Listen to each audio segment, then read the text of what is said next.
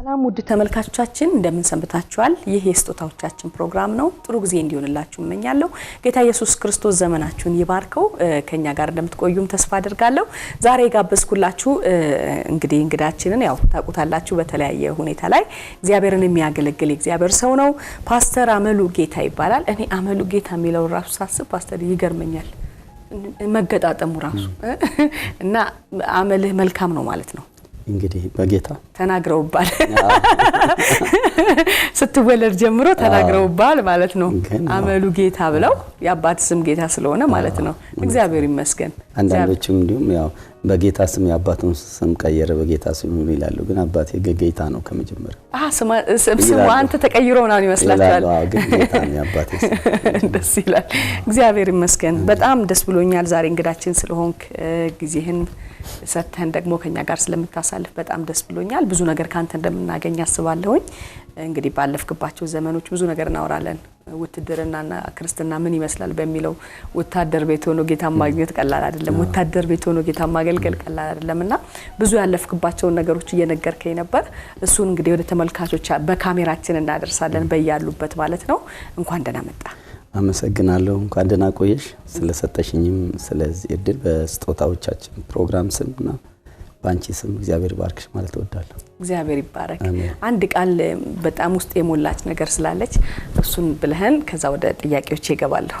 ጥሩ። በጣም እንግዲህ ይሄን የእግዚአብሔርን እውነት ለማውራት መነሻ ከሚሆኑ ሐሳቦች አንዱ እዚህ መዝሙር 71 ቁጥር 17 እና 18 ላይ ዳዊት እንደዚህ ይላል፣ አምላኬ ከታናሽነቴ ጀምረህ አስተማርከኝ፣ እስከዛሬም ተአምራትህን እነግራለሁ፣ እስካረጅም እስክሸመግልም ድረስ ለሚመጣ ትውልድም ሁሉ ክንድህን ኃይልህንም ጽድቅህን እስክነግር ድረስ አቤቱ አትተወኝ ይላል። አሜን።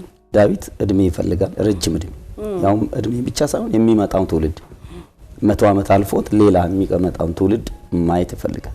ግን ያ ማየት ሲፈልግ የልጅ ልጅ ማየት ትልቅ ሰው አንቱ መባል አይደለም። የእግዚአብሔርን ተአምራት በህይወቱ የእግዚአብሔር የሰራው ነገር ለሚመጣው ትውልድ ለመናገር እድሜ ይናፍቃል። ስለዚህ የምናወራው ነገር እሱን ነው፣ የእርሱን ስራ ነው፣ የእሱን ተአምራት ነው። ይሄ ደግሞ መጽሐፍ ቅዱሳዊ እውነት ነው። በእኛ እሱ የሰራው የሚመጣው ትውልድ እንደገና ይህም ትውልድ እንዲሰማና እንዲታነጽበት እግዚአብሔርን እንዲያከብር አሁንም እግዚአብሔር የተአምራት አምላክ እንደሆነ እንዲያምን ወሳኝ ነው ብዬ ነው ማምነው። ክብር ለእግዚአብሔር ይሁን። አሜን። እግዚአብሔር ይመስገን። ፓስተር ደስ ብሎኛል። ፓስተር የት ሀገር ልጅ ነው? የት ሀገር ነው ተወልደ ያደግከው? እንግዲህ ከልጅነት ነገር ቢጀምር እኔ ደቡብ ውስጥ ሁምቦ የምትባል ቦታ ላይ ባለች ገጠር ዛን የተወለድኩት። ከዛ ነው ተወልጄ እዛው አካባቢ እየተማርኩ ነው ማደግ የጀመርኩኝ። እዛው ነው ተወልደ ያደግከው? እዛው ነው የተማርከው? እና ከጎረመስክ በኋላ ነው የወጣው? ከዛ ብዙ ጎርምሻለሁ ብዬ ማለት ማልችልበት እድሜ ላይ ነው የወጣሁት ማለት እችላለሁ። በጣም ወደ 15 ዓመት አካባቢ ብዙ ጎርምሳ የምባልበት እድሜ አይደለም ብዬ ነው ማስበው። በዛ ጊዜ ነው ወደ ወታደር ዓለም በመግባት የወጣሁት። የውትድርና ህይወት ምን ይመስላል? እንግዲህ ወደ ውትድርና ህይወት ገብተሃል። እንዲሁ ሳስብ አስቸጋሪ ህይወት እንደሆነ አስባለሁ እኔ ማለት ነው። ምን ይመስላል? አንተ እንዴት አሳለፍከው? እንግዲህ እኔ ውትድርና ህይወቱ ሳስብ ያቅጅም አልገባው። በሚገርም ሁኔታ ነው የገባሁት። ማለት አንደኛ ገና ሃይስኩል ትምህርት አልጨረስኩም። እድሜ ገና ነው፣ አንደሬጅ ነው ያለሁት እና ድንገት የምማርበት ሃይስኩል አካባቢ ካለ ጓደኛዬ ጋር ጥናት ለማጥናት ኬሚስትሪ ደብተር ጀርባዬ ላይ እንዳረኩኝ እየተሻገርኩ ያለው አስተዳደር ግቢ ውስጥ ከኔ ጋር የሚማሩ ግን ትላልቅ እድሜያቸው ከፍ ያሉ ማቃቸው ሰፈር ልጆች ግቢ ውስጥ ተሰብስበው አገኘዋቸውና ምን ሆናችኋል? ወዴት ነው የምትሄዱት ስላቸው አይ እኛ ወታደር ቤት ልንሄድ ነው አሉኝ። ስለኝ እኔ እነሱ ያሉበት ሽቦ አጥር ውስጥ ግቢ ገባሁ። እኔም እሄዳለሁ አልኩ። ቀልዴን እዛው እየቀለድኩ እሺ ያን ማዋጣቃተኝ። እሺ እሄዳለሁ ያልኩትን መልሼ በቃ ወኔ መጣብኝ። ልጅነትም ስላለ ምን እንደማረግም ስለማላቅ እሄዳለሁ ያልኩትን ነው መቀየር አቃተኝ። ኧረ ተው ተመለስ እነሱ ብሉኝ። ኧረ አንደኛ ሜዲካል ይጠይቃል፣ ኪሎ ይጠይቃል። ኪሎ ከ50 በላይ ኪሎ ይጠይቃል። ኪሎ የዛን ጊዜ 50 45 መድረሱን እርግጠኛ አይደለሁም። ቁመት ይጠይቃል፣ ትንሽ ነኝ። እድሜ ይጠይቃል። ደግሞ ሙሉ ሜዲካል ምርመራ ማስረጃ፣ የትምህርት ማስረጃ ሁሉ ቀርቦ እነሱ ሁሉ ነገር ጨርሶ ለመሄድ ብቻ የተዘጋጁ ናቸው። ለመሄድ ወታደራዊ ኮሚሳሪያት መቶ አለቃ መጥተው ሊወስዳቸው ከመናኸሪያ ባስ ሊያመጣ እሱ ሄዷል። እሺ በመሃል ነው እኔ ያገኘሁት። ከዛ ሄዳለሁ ወይ ቀልድ የተጫወትኩ ቀልድ ያልኩ መኪና ስመጣ ዝም ብዬ ሸውልክ የገባው መካከላቸው ባስ። በጣም የሚገርም ነው። ባስ ውስጥ ገባሁ። ኧረ ተው እያሉኝ ራሴ ማሰልጠኛ ጣቢያ ጦር ላይ ያገኘሁ። ቤተሰቦች ምን አሉ? ማንም አያውቅም። ማንም ሰው ሳያውቅ ነው የገባሁት። ስገባ ግን እኔ ብቻ አይደለም ወደ 7000 የከገቡ ምልምል ወታደሮች መካከል አጋጣሚ ሆኖ 15 አንደሬጅ የሆኑ ልጆች ተገኙ ተብሎ እኔ መሳሪያ መሸከም አልችልም። መሳሪያ መሸከም አቅም የለኝም እና በጣም ደነገጥኩኝ። ሲሄድ ከባድ ነገር ነው ለካ፣ ጨዋታ አይደለም። እንድን ብሎ ጨዋታ አይደለም። ወታደራዊ ስልጠና አለበት፣ ተራራ መውጣት አለበት፣ መሳሪያ መሸከም አለበት፣ ከኋላ ትጥቅ መሸከም አለበት፣ ሌሊት ተነስቶ መሮጥ አለበት። ማንኛውም ነገር ማድረግ የሚችልበት አቅም አልነበረኝም። በጣም ከባድ ነው። ከዛ አንድ 15 ልጆች እንደዚህ ተብሎ ሪፖርት ተደርጎ ጀነራል ከምድር ጦር መጥቶ ጠየቀን። ተጠርተን ወጣንና በጣም ይቅርታ በቃ ተመለሱ ወደ ቤታችሁ፣ ትምህርታችሁን ቀጥሉ፣ እድሜያችሁ ሲደርስ ከፈቀዳችሁ ተመለሳችሁ ወታደራዊ ዓለም ውስጥ ልትገቡ ትችላላችሁ፣ ግን አሁን ገንዘብ ሰተን ሰው ሰተን ወደ የቤታችሁ እንሸኛቸዋለን አሉ። እኔም ደስ አለኝ። በራሱ ገና ሳይሆን በጣም ከብዶኛልና ግን አንድ የተንቀለቀለ ልጅ እንግዲህ ካምፕ ውስጥ ያደገ ልጅ ሊሆን ይችላል። በኋላ አሳስበው ጌታዬ አላቸውና ጀነራሉ ከኋላ እየሄድን እንድናድግ ፍቀዱልኝ አለ። እሺ ከዛ ደነገጡ። እናንተ ስሉ ያቺ ሉንታውን ማለት እኛም አለ በቃ ሳልፈልገው እኛን አልቀሩ በቀራችሁ እዛው በቃ ቀረ። ከኋላ እየሄድን መሳሪያ እንዳንይዝ ተደርገን በቃ ከኋላ እየሄድን ተብለን ያው እዛው አደኩ ማለት ነው። በጣም ይገርማል። እና እንዴት ጌታን አገኘ? እዛው ነው ጌታን ያገኘው አይደል? ጌታንማ በብዙ ርቀት በኋላ ነው ጌታን ያገኘሁት። ከዛ በኋላ ከተራ ወታደርነት አቅጣጫ እንደገና ወደ ጅጅጋ አካባቢ ተመድቤ እንደገና ትምህርቴን ቀጠልኩ። ትምህርቴን መጨረስ ነበረብኝ። በዛ መሀል ደግሞ እጭ መኮንን ካዴት ኮርስ እድል አገኘሁ፣ ተፈትኜ እሱን በልጅነቴ ገባው። ከዛ በኋላ በተለያየ እንደዚህ ወደ ሰሜን አስመራ አካባቢ ብዙ ነገሮች አሳልፍ ያለው በተለይ ብዙ ነገር ውስጥ ካለፍኩ በኋላ ነው መልሼ ጌታን ያገኘሁት። እንዲሁም ባሳለፍኩባቸው ሰዓት መኖር አልነበረብኝም ማለት በዛ ሰዓት በጣም ራሴን እንኳን ላጠፋ ይቻልኩ የዘጋጀውባቸው ጊዜያት ነበሩ። እውነት ነው። ከባድ ጊዜ ነበርና ጌታ ሳላቆ አድኖኛልና እንዲሁም ማስታውሰው የግድ እንደዚህ ከአንድ ወታደራዊ እንቅስቃሴ ውስጥ ተቆርጦ ባለው ሁኔታ ውስጥ መግባት ሁኔታ ነበርና ያለው አማራጭ ያው የዛን ጊዜ የታየኝ እንደ አፄ ቴዎድሮስ ራሱን እንዳጠፋ እሱን የታየ ሌላ አልመጣለኝም። ያ ሲታየኝ በቃ ሽጉጤና አቀባብዬ ራሴ ላጠፋ ልክ እዚህ ጋር በቃ ጨርሼ ራሴ ላጠፋ እንዲሳረግ ጌታን አላቅም፣ ቃሉንም አላቅም። ያው የዛን ጊዜ ገና ወጣት ጭፈራ ቤት ምን ጠጣ ምን መላለስ ብዙ ዓለም ያለና አስተውሳለሁ። እንዲሁም አንድ ጊዜ አስመራ ከተማ አንድ አምባሳደር የሚባለው ሆቴል ውስጥ ናይት ክለብ ገብተን እና እንደዚህ አንድ ላይ ገብተን ስንጨፍርም ስንጠጣ ማድረን እኔ እዛ እንደዚህ ክብ የሆነ ወንበር መቀመጫ ላይ ለካ እንቅልፍ ወስዶኛል። እውነትህን ነው። ጧት እንደተጠጣኝ እዛ ተኝቻለሁ እና ጧት የምታጸደዋ ልጅ መታ ይሄን ሰው ሲጠጣበት ያደረው ቆርኪ ስትጠርክሽ አርጋ እኔ አጠገብ ስደርስ በመጥረጊያ እንዲህ መታ ስታረግ ተኝቻለሁ እና በመጥረጊያ ቀስቅሳኝ ወደ ቤት ሄድኩበት ጊዜ አስታውሳለሁ። እና እንደዚህ አይነት የዓለም ህይወት ምናምን እናሳልፍበት ህይወት ነበረና አናውቅም ጌታን ማላቅ። ግን የሚገርመው የዛን ጊዜ ሳላቋዳ ነኝ እና ሽጉጤን እንደዚህ አድርጌ ያለው አዲስ አበባ ስታፍ ኮሌጅ ነበርኩ መከላከያና እዛ ሰፈር ደግሞ አንድ ወጣት ልጅ ወድጄ ነበር። ያውንም ባለቤት ነግራታለኝ ታሪክ አታውቃለች። እሺ ድንገት እያየች ትዝ እንዳይላብኝ ነው። ታውቀዋለች። እና በጣም ያው ልጅነት ምናምን ነገር ነበር። በጣም ወዳት ነበር። በኋላ እዛ አደገኛም ጦር እኔ አዲስ አበባ አይደለም ያነበርኩበት ጦር ሜዳ ነው። ከችግር ቦታ ነው። አሸዋ ምድረ በዳ ውስጥ ነው። አዎ።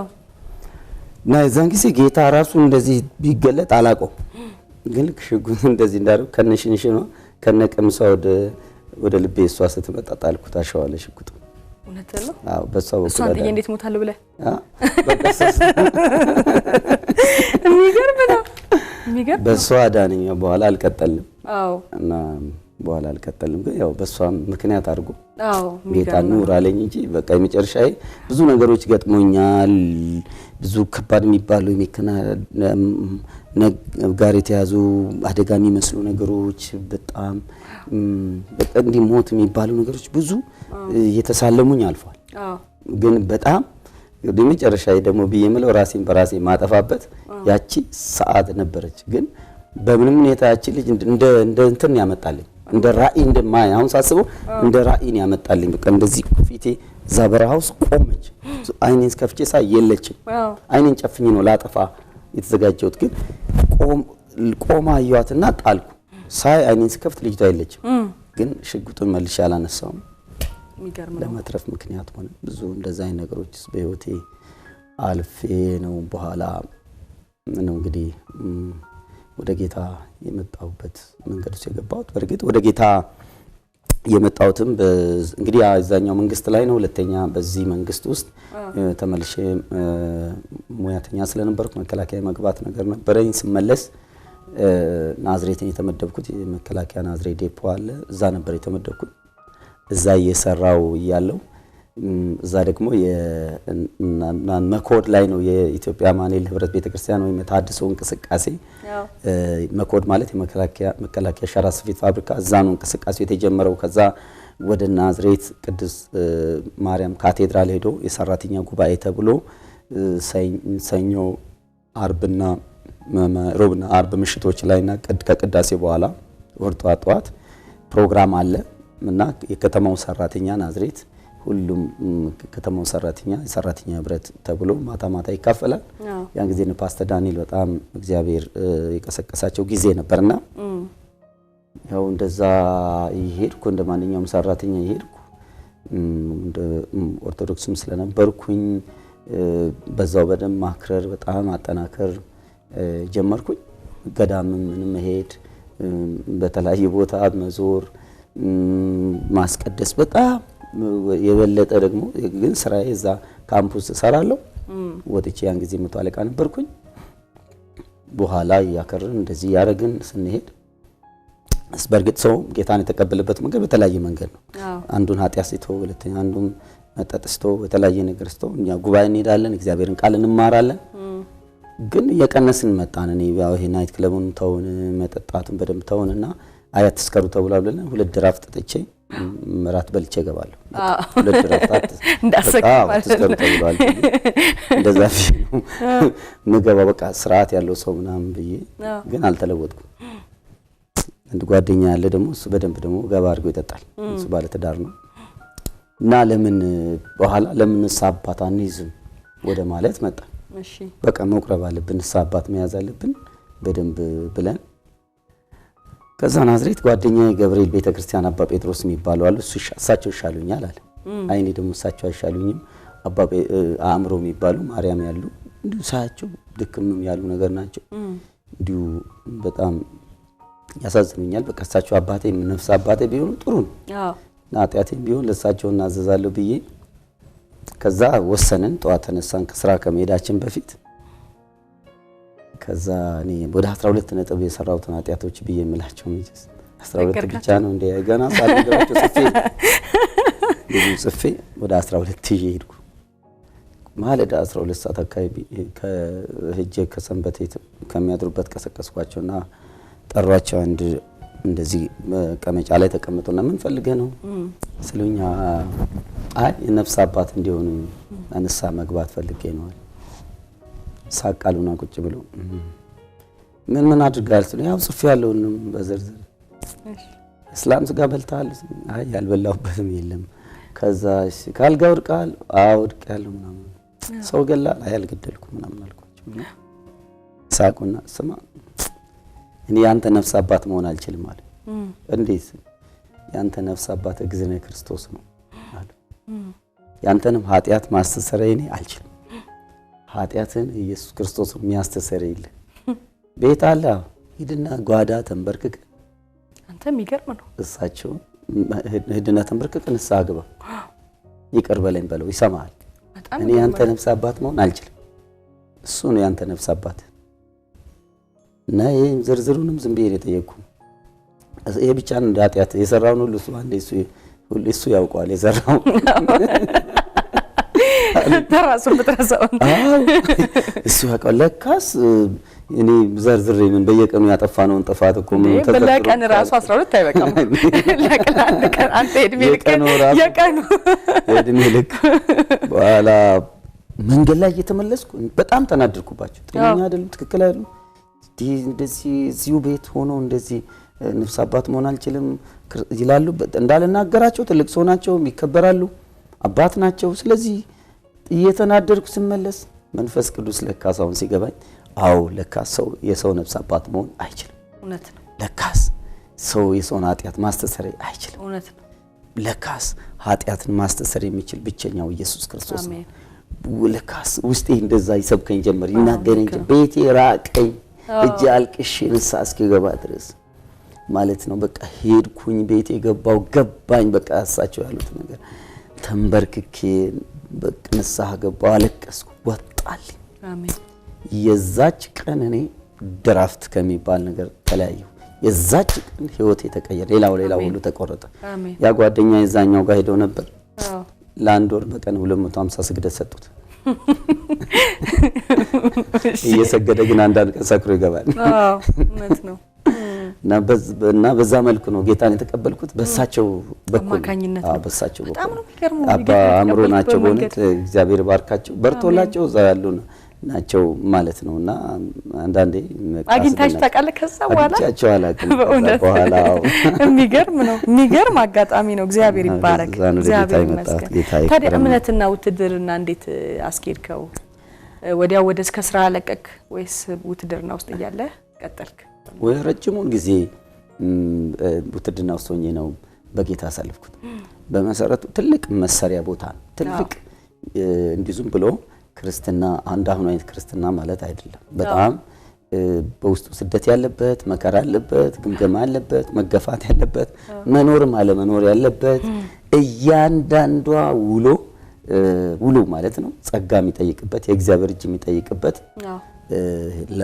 ህይወት ነው በመሰረቱ ማለት ነው። እና የተለያዩ አመለካከቶች አሉ። ለምሳሌ እንዴት ወታደር ክርስቲያን ይሆናል፣ እንዴት አማኝ ይሆናል፣ እንዴት ጴንጤ ይሆናል የሚሉ አመለካከቶች አሉ። ወታደር እንዲሆን ይሄን ማድረግ አይችልም፣ ይሄን ማድረግ አይችልም ስለሚባል በዛ በኩል ይያዛል። ሁለተኛ ደግሞ ውስጡ ፖለቲካ አለበት፣ ፖለቲካዊ ሐሳቦች አሉበት፣ አመለካከቶች አሉበት። በዛ ውስጥ መግባት ብዙ ነገር ማድረግን የሚጠይቁ ነገሮች አሉበትና ለውጥን የሚጠይቁ ነገሮች አሉበት። ስለዚህ ወደ ጌታ ስመጣ ግን በጣም የሚገርመኝ ነገር ህይወቴ እየተቀየረ መጣ። በሚታይ መልኩ እየተቀየረ ነው የመጣው። አንዳንድ ጊዜ ሰዎች እንደዛ ያስባሉ። በወታደራዊ ዓለም ላይ የጦር መኮንን በአጭር ትእዛዝ ግባ፣ ውጣ፣ ሄድ ማለት ነገርና አሁን ደግሞ መንፈሳዊ ነገር ጋር ሲታሰብ በዛ መንፈስ የምትመራው በጣም አንድ አምሳለቃ አንድ ግምገማ ላይ የተወሰነ ዓመት ግምገማ ምን ገመገምበት ነበርና ከላይ መጥቶ አለቆች ያሉበት ቦታ ላይ የግል ግምገማ ህስና ግል ህስ ስለነበረ እኔ ጋር ሲደርስ እጁን አደንሳና መቶ አለቃ አመሉ ጥሩ ነው፣ ይሄን ሃይማኖት ከቀየረ ግን ድሮ በአጭር ትእዛዝ ግባ፣ ውጣ እንዲህ ያረገ በጣም ጥሩ ይመራ ነበር። አሁን ግን ትህትና ብቻው ነው። በጣም አዝኜበት መልስ መስጠት አለብኝና መልሱን ከመስጠት በፊት ምሳሳ ድረስ እና ቤቴ እጂ ጌታው ምሳም አልበላም፣ ይሄ ሰውዬ እንደዚህ ያርኩ ስሜ እንደ ሃይማኖት ምክንያት በክሎት መልስ መስጠት አለብኝ። ከዛ እጄ ሲጸልይ ከዛ ጌታ ምን አልክ? ተለወጥክ ማለት ነው አለኝ። ትህትና ቁጥሩት ሆነ ነው ያለ። ለካ ለውጤን ነው የነገረኝ ማለት ነው። እና እዛው ህይወቴ እየተቀየረ ነው የመጣው ማንነቴ እየተቀየረ ነው የመጣውና የእግዚአብሔርን ጸጋ ያየሁበት ጊዜ ነው ብዬ ነው ማስበው ከባድ ነው ውትድርናና እምነት ብቻ ሳይሆን ማገልገልም እዛ የጀመርኩበት ህይወት እዛው ማገልገል የጀመርኩበት ህይወት ነው እዛ ካምፕ ውስጥ እንዴት ክርስቲያን እንዴት ወታደር አማኝ ይሆናል የሚል ጥያቄ ይነሳል እዚህ ደግሞ ቤተክርስቲያን ስመጣ እንዴት ደግሞ ወታደር ያገለግላል የሚል ጥያቄ ይነሳል በጣም ከባድ ነው እና እንዴ በጣም አነጋጋሪ ነገር በቃ አገልጋዮች መካከል በኔ ምክንያት ተነስተው ነበርና ጌታ ሆይ ታግ ነገር እንደዚህ አውጥቼ ጽፌ ቤተክርስቲያን እንዴት እዚህ ይሉኛል እዛ ካምፕ ሴት ደግሞ እንዴ ይሉኛል ሁለት ቦታ ጌታዊ ሳንዱች ሆኛለሁ ተመልከት ብዬ ጽፌ ያለቀስኩበት ጊዜ ሁሉ ነበር እና እዚህም ያለው ማይረዳም እዚህም ያለው አይረዳም ጥማቱ ስላለ አንዳንድ ጊዜ ከነ ልብሴ ይመጣሉ ስልጠና ቦታ ምናምን ከነ ልብሱን ለብሰህ ትገባለህ ልብስ መጣለሁ አንዳንዱ ደግሞ እዛ ያለው አገልጋይ ደግሞ አይረዳም በብዙ ያለፍኩባቸው ነገሮች ነበር ግን በጣም ደግሞ የእግዚአብሔርን እጅ ያየውበት ቦታ ቢኖር እዛ ክንዱን ያየውበት እጁን ያየውበት አሜን እግዚአብሔር ማንንም እንደማይፈራ ያየውበት ክብሩን ያየውበት ቦታ ቢኖር እዛ ነው እኔ ልናገር አልችልም አንዳንድ ጊዜ መከራ ያለበት ስደት ያለበት ፈተና ያለበት ብዙ ነገር ያለበት ቦታ ላይ እግዚአብሔር እጅ ይገለጣል አሜን በህይወቴ ረጅሙ ጊዜ ወታደራዊ ዓለም ውስጥ ሆኜ እንዳገለግለው እንዲጨክን ካረገኝ ነገር አንዱ እግዚአብሔር ድምጽ ነው በጣም ማረሳው ነገር አንዴ በካምፕ ውስጥ ወርክሾፕ ነበር አለቆች በጦር መኮንኖች አብረን ነበርን የተወሰነና ከፊት አንድ ኮሎኔል ከፊት ስብሰባ ይመራል ከፊት ከኔን መስመር አንድ 15 ምን ሆነን ጠባብ ክፍል ውስጥ ነውና ከጎኔ እንደዚህ አብረን ተቀምጠናል እንደዚህ እጄ ተያይዞ ነው ያለው ድንገት ግን መንፈስ ቅዱስ መጣ ስብሰባ ነው ወታደራዊ ማዕረግ አርግ ያለው ዘውሻለሁ ጸሎት ቦታ አይደለም ሁሉም ተቋሚ ነው በጣም ብዙ ነገር ይጠበቃል ድንገት መጣ አይላይለ በልሳ መጸለይ ጀመርኩ ማንቱራ ጃክራት ያለቀቁ ስብሰባው ላይ በቃ እጄ ተርገበገብኩኝ አእምሮ ያስባል ጌታ አዋረድከኝ ተባረርኩ ታሰርኩ ነው አእምሮ ታሰርኩ ያየኛል ስብሰባው የሚመራው ሰው ምንም አይልም ስብሰባው ቀጥሏል እዚህ ነካካቸዋለሁ እርገበገባለሁ ምንም አይሉኝ ስብሰባው ቀጥሏል ከዛ በልሳን ጸልዬ መጨስ ይሄም ሰው እንደኔ ያርግ ብያለሁ ምን ወድጄ ያለ መጥቶብኝ ነው ላይና በኋላ ቀዘቀስኩኝ ሄድ አዘንኩ ከዛ ለምንድን ነው የመጣ ለምን በላይ ላይ መጣ ጸሎት ቤት አለ አይደል ቸርች ሲዳት መጣ ቤቴ ሄጄ ስንበረከካት መጣም ጌታው ለምንድን ነው ያልኩ ሄጄ ለማልቀስ ቤቴ ርቆኝ ቤት ስገባ ተንበርክኬ ስጸልይ እግዚአብሔር እኔ ማንንም አልፈራም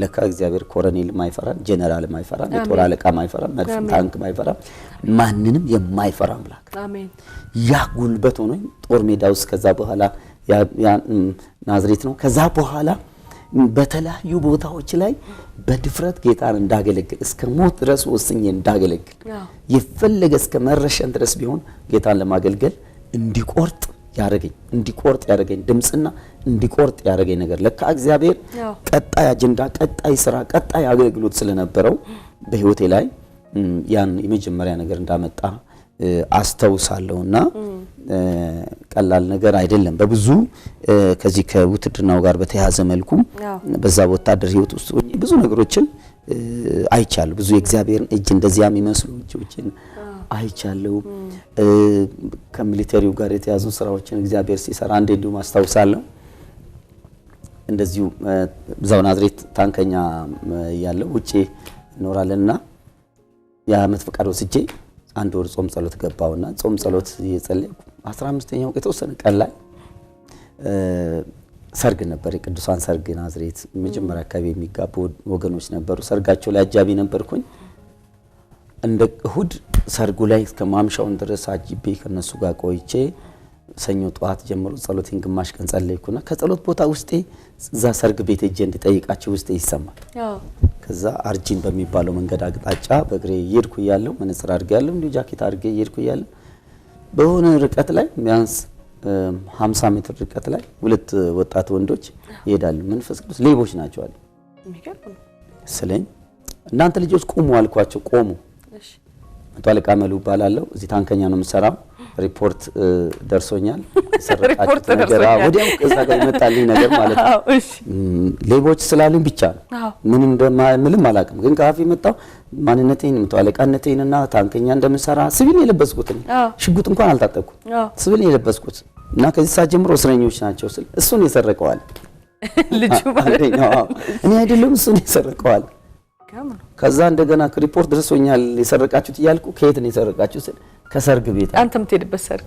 እሺ የት ሰርግ ቤት? ቀጥሉ ሰርግ ቤቱን ምሩኝ ስል ስሄድ ትናንት ማታ የነበርኩት የቸርቻችን ሰዎች እሺ ምንድነው የተሰረቀው እዚህ ይስን ለካ የዛን ጊዜ የሰርግ የሚያጅቡ ብዙ መኪና 88 ወይ 87 አካባቢ 88 አካባቢ ይመስለኛል 88 ወይ 87 የሚያጅብ መኪና አልነበረም። ብዙዎቹ ሳይክል ነው የሚይዙት ሳይክል። እሺ እና አንድ ሞተር ሳይክል የግብርና ሞተር ሳይክል የያዘ ሰው ነበር። አጋጣሚ የሞተር ሳይክሉን ሼልድ ከፊት ሳልባቲዮ ኪዳን የቃጭሎች የምናም ሁሉ ለከሰብስቦ እዛ ሰርግ የመጡት ማጥ ውስጥ እያሉ ሰርቋል። እሺ ከዛ ወስጄ ላስር ሰይድ ታንከኛ ፓትሮል መጣ ስታናገር ያናገሩኝ በቃ ገባቸው በቃ እውነት እንደሆነ ወስጄ ያሰርኳቸውና በኋላ የተደበቀበትን ቦታ አሳዩ። ማዳበሪያ ሙሉ ቃምጥቶ መለሱና እንደዚህ አይነት ከወታደራዊ ጊዜና ቅዱስ መሪት ያን መቶ አለቅነቴንም ሲጠቀምበት አይቻለሁ። በጣም ደስ የሚለው እግዚአብሔር ይባረክ። በጣም ደስ ይላል ፓስተር። ስለዚህ እንግዲህ አሁን አንታየ በትህትናው እዛ ኦሬዲ ጨርሰ ስለወጣ እዚህ በወታደራዊ መንፈስ አልመራህም ማለት ነው? እዛው ጨረሰኝ። እዛው ባልከ ከባድ ነው። አዎ ከባድ ነው። አንዳንድ ጊዜ በወታደራዊ መንፈስ የሚመሩ ሰዎች አሉ ታውቃለህ። እዚህ ተቃራኒ ነኝ ደግሞ። አዎ ይሄ ተቃራኒ ነኝ እኔ ደግሞ የሚገርመው ተቃራኒ ነኝ። አዎ በጣም ደስ ይላል። ሰርቶኝ ነው በጣም እግዚአብሔር ይባረክ። በጣም ደስ ይላል።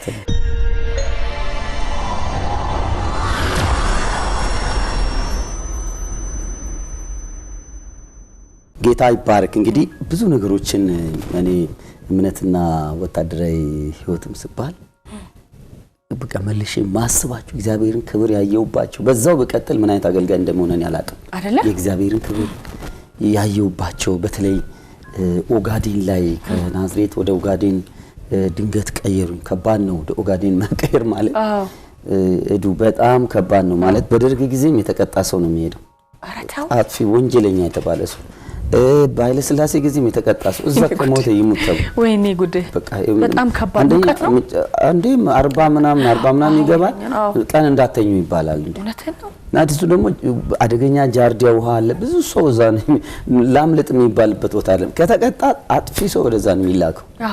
እና ደግሞ እኔ ጥፋትም የለብኝም በጌታ ምክንያት ብቻ ነው ከማል ነቅሎ ወሰደ። በቃ እስቲ ሄዶ ይስበካታ እስቲ ደግሞ ይሁና ናም ብሎ ነው በጌታ ምክንያት ወደዛ እንዲዛወር ምክንያት የሆነው። እና ደግሞ ላለመሄድ ያላረኩት ነገር የለም። በቃ ምክንያቱ ሰዎች ትሞታለ ምናምን ንስሐ ግባ ምን አጥፍታል ያሉ ክርስቲያኖች ንስሐ ግባ ምን አጥፍታል ጌታ ራስን ተመልከት ኦጋዴን ሲቀይሩኝ ራስን ተመልከት በቃ በተለይ በጣም ጭንቀት ነው የሚሆነው። እኔ ደግሞ በቃ ላለመቅረት አለቆቼ ጋር ሂጅ አላጨውሙላ ላገባ ነው ሰሞኑን ሁሉ ብዬ ዋሽቼ በቃ ከዛ ቢያስቀረኝ ብዬ ላገባ ነው ብል ምን ብል በቃ ችግር የለውም እንድናዘው የሚሆነው ይሆናል ተባለ ግድ በቃ እና ሄድኩ። ግን ክብሬ ቦታ ሆነ። እውነትን ነው እጁን ያየውበት እና እጁን ክብሩን ያየውበት ቦታ ነው የሆነልኝና ሳስበው በህይወቴ እንደገና መልሼ ያን ክብር አለው ወይ ምድረ በዳ እኮ ነው በረሃ ነው የሚተኛበት መኪና ሾፕ ውስጥ ነው ማድረው መኪና ሾፕ እንደዚህ ውስጥ ነው ማድረውና ገብቼ ጭንቅላቴን እንደዚህ ገባው እንደዚህ መተኛት ብቻ ነው ያለብኝ ቦታ። ያ ቦታ ግን ቤቴ ነበር፣ ክብር ነበር። እዛ ቦታ እኔ ማላቃቸው በስጋ ይሁን በመንፈስ ማላቃቸው መነጠቆች ብዙ ጊዜ ያን እግዚአብሔር ክብር ያየውበት ጊዜ ነበርና ያ እጅ ነበርና ብዙ እግዚአብሔርን እጅ በእነኛ ጊዜያት ውስጥ የእግዚአብሔርን ኃይል የእግዚአብሔርን ተአምራት የእግዚአብሔርን ድንቅ ተመሰክር ነበር። ግን ፓስተር በዛን ጊዜ ፈቀድ ነበር እንደዚህ አብረው ለሚያገለግሉ ሰዎች ወንጌልና መንገር እኔ በህይወቴ ጌታን ካገኘው ጊዜ ጀምሮ ምስክርነት ከኔ ጋር የተያዘ ነገር በጣም መሰክራለሁ በቃ መሰክራለሁ። እንዲሁም ብዙ ጊዜ መሰክራለሁ። ለስራ ባስ ውስጥም ከገባው መሰክራለሁ። አንዴ እንዲሁም ከናዝሬት ወደ አዲስ አበባ ወደ ናዝሬት እየሄድን እያለን ወንጌል እየመሰከሩ አንድ ልጅ ጌታን ልትቀበል ንስሐ ልትገባ ስትወስን ወይ እንትን ረዳቱ ህዝቡን ቀሰቀሰና ሊያሳደበ ሊያስደበድበን ሊያስመታን ሲል መጣልኝ። ወዲያው እስቲ ደረሰኝ ቁረጥልኝ ብዬ መታወቂያን ሲሰጠው የመቶ አለቃ መታወቂያ እናንተም አላችሁበት አለና ተው አላ ተውተዋል አሳዳሚ እናንተም አላችሁበት አለ እንደዛ ያመለጥኩበት ጊዜ አለ እና ብዙ መሰክር ነበር። እንዲሁ በተለይ ከመውጣቴ ጋር በተያያዘ መልኩ ማስብበት ጊዜ እንዲሁም በኋላ ላይ ላነሳ እችላለሁ። እጄ ላይ ጉዳት ደርሶብኝ ነበር እዛው ወደ ግንባር ላይ ያለው እና አንድ 2 ወር ከምናምን ሆስፒታል ነበርኩና በጀሶ ሆስፒታል ነበርኩ እና ከጦር ሜዳ ቆስለው የመጡ ወታደሮች ነበሩ። እኔ በህይወቴ በሰው ማለት ነው እኔ 2 ወር ከምናምን 60 ወታደር አካባቢ ጌታን ተቀበሏል። ንስሐ ገብቶ ምሽት ላይ በየምሽቱና እንደዚህ አይነት የምስክርነት ነገሮች ነበሩ። ብዙዎች ወደ ጌታ ይመጡ አሉ። እስቲ በቃ በጣም በጥሩ መልኩ ወደ ጌታ ይመጡ ሰዎች አሉ። ከሱ ጋር በተያዘ መልኩ ደግሞ እግዚአብሔርን እጅ ክብሩን አብሮ ይመሆን አንደኛ ብዙ ስደት አለ። መጽሐፍ ቅዱስ ይዞ የተገኘ ሰው ይቀጣል፣ የሚመሰክር ሰው ይቀጣል፣ ሲሸልስ የሚያዳምጥ ሰው በብዙ አቅጣጫ ግልጽ ባይሆንም ከባድ ስደቶች አሉ። በተለይ ወደ ግንባር ሲሆን ብዙ ከባድ ነገሮች አሉ። ግን በጣም እግዚአብሔር ክብር ከኔ ጋር ስለነበረ ማንንም ሰው ሊናገር የሚችልበት ቀርቶ ትላልቅ አለቆች ጠጥቶ መጠጥ ከጠጡ እኔን ሰላም ከማለት ልጠጥቻለሁ እንዳትጠጋኝ ይላሉ። ሲጋራ ከያዙ ወደ ኋላ ይጥላሉ እኔን ለመጨበጥ እና ያን ያህል የእግዚአብሔር እጅ አብሮኝ ነበር። በጣም ማስታውሳቸው ነገሮች አሉ። አንዴ ከኦጋዴን ከቀብሪ ዳር ወደ ጅጅጋ ስንመጣ በኮምቦይ ነው የሚመጣው። ታጅቦ ፈንጂ ያለ ሽፍታ አለ ብዙ ነገር አለና ስንመጣ ከሆነ ቀብሪ ቢያን ከሚባል ቦታ ኋላ እጀባው ይቀራል። እጀባው ቀርቶም በዛ አካባቢ ደግሞ ሽፍቶች መንገድ ላይ እንደነበሩ ይታወቅ ነበርና ድንገት ወደ ኋላ ከአንድ መኪና ጋር ቦቴ መኪና ስለነበረ ጋቢና ውስጥ ነበርኩኝ ከአንድ ሲቪል ሾፌር ጋር የኛ መኪና ተበላሽ። ሌሎች መኪኖች ጥሎን ሄደዋል እና የመሸ መጥቷል። የኛ መኪና ተበላሽ። ሲበላሽ የመኪናው 3 ችንጋ ተበጥሷል። መሄድ አይችልም። መኪናው ቆመ። ከዛ እንተናል በቃ መሄድ አንችልም፣ ምንም ማድረግ አንችልም አሉ። እኔ ማቋለው ጋራዥ አካባቢ ያለ ስራ ላይ ቴክኒክ አቅጣጫ እውቀት አለኝ። መኪናው መነሳት መሄድ አይችልም። አሳዩኝ። ብዙ ነገር አዩ። ሞተር መነሳት አይችልም። የጦር ሌላ መኪናም ይመጣ የለም። ደግሞ የጦር ንብረትም ሜዳ ላይ ጥሎ መሄድ አይቻልም፣ ወንጀል ነው። እዛው ደግሞ እንደርካለንም ደግሞ ሽፍታ እዛ አካባቢ እንዳለ ይታወቃል። ሞት ብቻ ነው የሚጠብቀን። ቁጭ አልኩኝ። በቃ ምን እንሆን በቃ ምናቀው ነገር የለም። እንግዲህ ያን ጊዜ ደግሞ ሬዲዮ አልያዝን፣ ሞባይል የለ፣ በረሃ ውስጥ ነው። ለጅጅጋ ከተማ ቢያንስ 22 እስከ 30 ኪሎ ሜትር እንደሚቀር ይገመታል። በኋላ አንድ ነገር ወደ ልቤ መጣ። ቁጭ አልኩና ፓስተር ሰይፉ ከበደ አንዴ ሲያገለግሉ የተናገሩትን ሰምቼ ነበርና አሜሪካ ነገር አንድ ስቴት ከተማ ሊገቡ ሲሉ 1 ኪሎ ሜትር ሲቀራቸው ነዳጅ አለቀ መኪናቸው። ከዛ ለባለቤቴ እምነቴን እንዳትፈተን በየሳል ነግራት 100 ኪሎ ሜትር ያለ ነዳጅ ነዳዋል። ማዲያ ሲደርስ ቆመ ብሎ መሰከሩት ሰምቻለሁ። ከዛ ጌታ ሆይ ፓስተር ሰይፉም ያንተ ልጅ ናቸው፣ እኔም ያንተ ልጅ፣ ይሄ መኪና መሄድ አለበት፣ መነሳት አለበት፣ መሄድ አለበት ብዬ ተናገርኩና ይነሱ መኪናውን ያስነሱና እንሂድ አልኳቸው። አይ ተሳቁ። ጌታም አይደለም ሳቁብኝ። ይሄ መኪና ይሄዳል ሳቁብኝ። እንዴ ለማታቅሙ ቀስ ላይ የለ ነው አይደል? እንዴት መኪና እንደዚህ ሆኖ ሞተርም አይነሳም። በመሰረቱ አታስቡ ሞተርም አይነሳም፣ ሊነሳ አይችልም፣ መሄድ አይችልም ማለት እምቢ አለ። ከዛ ለቀነቴን ተጠቀም ግቡ ነው የምላችሁ ብዬ ኮስተር ስል ገብቶ እስቲ እንግዲህ ላሳያ ምናምን ስሉ ተረክ ሲያደርጉ መኪናው ተነሳ። ደስ ይላል። ተነሳ እና ማርሻ አስገብቶ መሄድ ሲጀምሩ ከተንቀሳቀሱበት ጅጅጋ ከተማ እስከንገባ ድረስ ማመን ስላቃታቸው እኔን አያወሩኝም። ወደፊት ብቻ ነው የሚያዩት። ልክ ካምፕ ገብተን ጋራዡ ጋር ሳንደርስ ወደ ካምፑ አጥር ጋር ስንገባ መኪናው ቆመ። ምክንያቱም ጋራዡ ጋር ብንገባ ያ ሁሉ ችንጋ ተበጣጥሶ መኪና እየተነዳ መምጣት ሌላ ወንጀል። እና ያን እግዚአብሔርን ተአምራት ካየውባቸው ነገሮች አንዱ ነው። በወታደር ዓለም ውስጥ ብዙ ተአምራት አይቻለሁ። እግዚአብሔርን እጅ አይቻለሁ። የእግዚአብሔርን ክንድ አይቻለሁ በብዙ። አንዴ በጣም ደግሞ ማረሳው እኔ አገለግላለሁ እንግዲህ እዛው እኔም ጌታን አገለግላለሁ። አገልግሎቴም እዛ ምድረ በዳ ያለባቸው ህብረት ቤተክርስቲያን ይፈልጋል ይጠብቃሉ እና ከካምፖ ከተማው 5 ኪሎ ሜትር ነው። ስልክ የለም ምን የለም። እሁድ ካስያዙ ሽማግሌዎች አስያዙ ነው መሄድ ብቻ ነው ጠዋት ላይ ፕሮግራም ሰዓት ላይና ብዙ ጊዜ ስብሰባዎች ምንም ቢኖሩ ቀርቶ አያውቅም። ሁሌ አገልግሎቴ ተስተጓጉሎ አያውቅም። አንድ ቀን ግን በጣም ተዘጋጅቼ እያለሁ ጠዋት ላይ አንድ አስተዳደር 100 አለቃ መሉ ስብሰባ አለ 2 ሰዓት ላይ ክፍለ ጦር ምናምን ስለኝ ደነገጥኩ።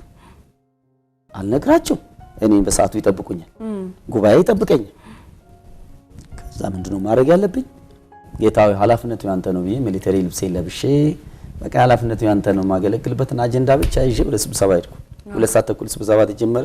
ስብሰባው ደግሞ አብራሩ ቢያንስ ቀን ሙሉ ወይም ከግማሽ ቀን በላይ ሊያቆይ የሚችል ስብሰባ አጀንዳው ተነገረ። 2 ተኩል ተጀምሮ የፕሮግራሙን አጀንዳ ብቻ 15 ደቂቃ እንዳወራ ኮሎኔሉ ስብሰባውን በዚህ ሰዓት አቁሜያለሁ። ከዛ ጃነሱ ከሩቅ እኮ ከ10 ከ20 ኪሎ ሜትር እኮ በመኪና የመጡ ናቸው። ከየክፍሉ የመጣ ሰው ነው እና ለምንድነው ስብሰባው የሚቆመው? እኔም ምክንያቱን አላቅም። በማላቀው ምክንያት ስብሰባውን በትኛለሁ። በሚቀጥለው ስጠራችሁ ትመጣላችሁ። ስለዚህ ኃይል ላይ መጣ። ሰዓቴን ሳይው 10 ደቂቃ ለመቆም 10 ደቂቃ ይቀረኛል። መሄድበት በእግሬ ብሄድ ቸርቹ ያለበት 10 ደቂቃ የሚያክል ነው። እግዚአብሔር እንዳስቆመው ገባኝ። ሚሊተሪ እንደለበስኩ ወደ ቸርች ለመግባት ደግሞ እንደዛ ቢታይ ደግሞ ወንጀል ነው። ምንድነው ግን በቃ ምንም ጃፖኒ ብቻ ነው ከስራ ያደረኩት። ምን መሆን እንደሚችል አላውቅም። ከአዲስ አበባ የመጣ 100 አለቃ አንድ ነጭ ቲሸርት እንደዚህ ሙሉ ቲሸርት ነገር ለብሶ ያልፋል። በጌታ አይደለም ኦርቶዶክስ ነው። ሲያልፍ ማዕዘን ላይ ተገናኘን። 100 አለቃ እንዴት ወዴ ነው የምትሄደው? ወደ ስብከት አለብህ አለኝ።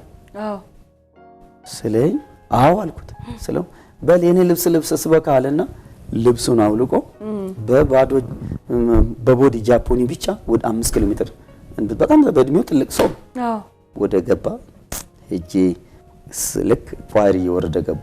አዩ ቢሮ ውስጥ ልብሴን አስቀመጥኩና በቲሸርት ስገባ ግልት ስቆም ሰው ወንበር ስር ገባ። የእግዚአብሔር ክብር በኃይል አለፈ እና እንደዚህ አይነት የእግዚአብሔርን እጅ በተለይ እምነትና ወታደራዊ ዓለም እንዴት ነው በምትዩ ነገር ላይ ከእግዚአብሔር እጅ ጋር ከእግዚአብሔር ኃይል ጋር ከእግዚአብሔር ተአምራት ጋር ነው ያሳለፍኩት ብዬ ነው ማሰው። ብዙ ነገሮች እንደዚህ አይቻልም። ስለዚህ ይታለፋል። እግዚአብሔር አብሮነት ካለ ምንም እኛ ስናየው ከባድ ይመስላል፣ ግን እግዚአብሔር ያሻግራል ይችላል።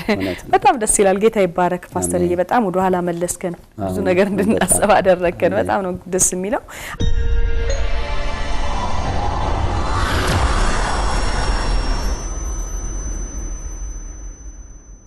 የተወደዳችሁ ተመልካቾቻችን የዛሬውን ፕሮግራም በዚህ ያጠናቀናል። ሳምንት ደግሞ የዚህን ቀጣይ ክፍል ይዤላችሁ እንደገና ጠብቃችኋለሁ። በእያላችሁበት ሰላም ለናንተ